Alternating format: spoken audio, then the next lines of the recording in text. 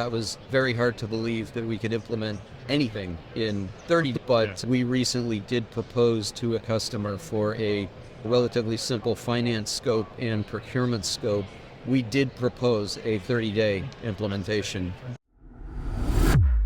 Welcome to another edition of Get Underway with ABeam. I'm Ray Russ, Director of Enterprise Applications for ABeam. I'm joined today with Steve Parks, the head of Public Cloud, SAP Public Cloud for ABeam. How are we doing today, Steve? Doing fantastic, Ray. Another Sapphire 2024 here in Orlando. It's been a great turnout, seen a lot of good stuff, heard about a lot of different things this week. It's really been fantastic, from our Partner Connect sessions on Monday to the official days yesterday and today. Heard a lot about public cloud, a lot about cloud in general, Signavio, and of course AI and Microsoft, and a lot of good content this week. Great. Hopefully we can share some of that with you today. So as you can see, we're broadcasting live from the show floor. Today is the last day. We've been here since Sunday, Steve and I have. This is my 23rd Sapphire, I think, David. Steve, I think you got about 15 I on lost your belt, count, right? at least 15, somewhere in that range. We're going to wrap up tonight with the celebration event. Maroon 5 is playing, but we want to highlight in this podcast some of the things that we heard about this week from both SAP and partners. Let's start off by talking about SAP's clarification of public versus private cloud, and grow with SAP and rise with SAP. They were never really clear on the definition of that.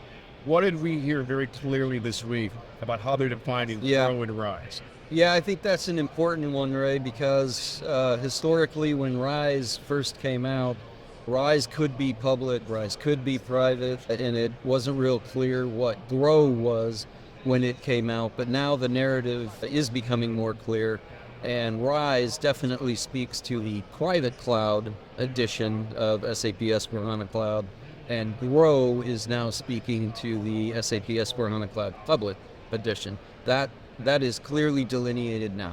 And that is a greenfield implementation all the time, right? Grow is, right? Public cloud. Yes, the ideal grow public cloud customer is going to be a greenfield implementation. That's fair. Does that preclude customers that are currently on an on-prem edition or a private cloud from moving to grow if they choose to do so? If they choose to do so is the operative word, and definitely they can do that. One of the key points we've also heard this week is on the standardization, is on the increased cost of doing heavy customizations, heavy development work, which is what we found so typical in the days of ECC and even S4 prem. And, the customers, I think, are starting to understand that that has a cost. And it's a big cost. And, to quote some SAP phrases, 80% of the processes that they have discovered and analyzed are really those commodity processes that don't really need a lot of the customization. To come back to your question, if a customer chooses to go forward in a more standard way and is willing to get rid of some of those heavy customizations on their old system, then absolutely. There are tools such as Signavio, process discovery, that they can use in that ECC systems to sort of make it an easier path to public cloud. Right, and those tools and methodology, what we're hearing from SAP is they say 8 weeks, but we think we've done one in 30 days, right? A brand new implementation in public cloud. One of our recent proposals was exactly that. We had heard the 30-day term from SAP, and being an old SAP guy that I am, that was very hard to believe that we could implement anything in 30 days. But we recently did propose to a customer for a relatively simple finance scope and procurement scope. We did propose a 30-day implementation for that. What I was really intrigued with is they talk about net new customers, but also existing SAP customers that want to take advantage of the innovation of the cycles with public cloud edition, right? What are some of the things they talked about innovation-wise that are coming out with public cloud now that are being introduced? Well, AI is certainly the biggest one of those. You cannot walk 2 steps in this building this week without hearing AI, and it is really a differentiating technology. It is so full of potential, and as with anything with a lot of potential, the trick is how do we bring that into reality, into the mainstream? And SAP is already taking steps to do that within the next quarter, possibly 2 quarters.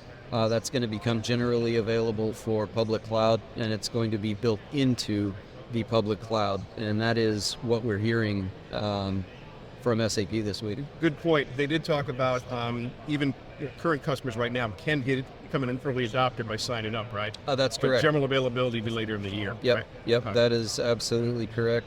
It's been on SuccessFactors for a while now, and now they're doing the early adopter program in the public cloud. Yeah. The other thing we heard in the keynote and some of the sessions too is Concur. Is Right. now included, right? Correct. The details, we need to go and figure that out, but it was announced that Concur Expense Management is going to be part of the public cloud sales bundles. Yeah. Last year the big buzzword was ESG, right? Sustainability. They did talk about public cloud, though, about ESG saying it's coming, right? It wasn't quite the topic of conversation this year like AI was, but they were very clear, especially the sustainability control tower now will integrate in public cloud as well, right? So We hear that as well. Yeah. Absolutely. a lot of new innovation coming out over the next couple of quarters with public clouds. The roadmap is pretty fascinating, especially being dominated by AI right now. But the roadmap does have some unique pieces coming up Great. in the next few quarters. Great. Anything else you want to point out from the show this week? It's been a pretty exciting show. We had colleagues in from Japan, China, and we have a lot of good partners and customers. So Yeah, well, speaking of partners, I know one of your focuses is Microsoft. Tell us a little bit about the Microsoft. Great point. Had some really great meetings with Microsoft this year. They are really ramping up their work with SAP. One of the things that came up with public cloud too, they showed a demo to us, was the integration with Teams. Very seamless integration with Microsoft. And then we're also working on Microsoft and Azure certification as well as a partner. Really excited about how SAP and Microsoft were working together as partners. They came up in the keynote as well. And we're really excited about building those joint partnerships. Yeah, watching the demo with the full Teams integration, it was really outstanding. You saw the card sharing and the link sharing and everything, and you can embed live, updatable, real-time cards in Teams, which really just expands your collaboration capabilities.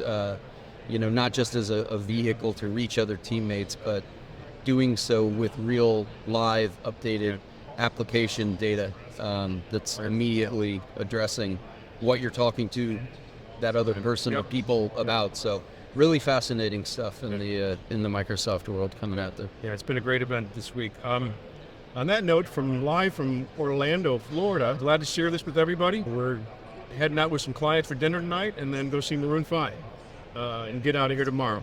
It's been a great week, Ray, and look forward to seeing you all next year. On that note, keep calm and sail on. Thank you.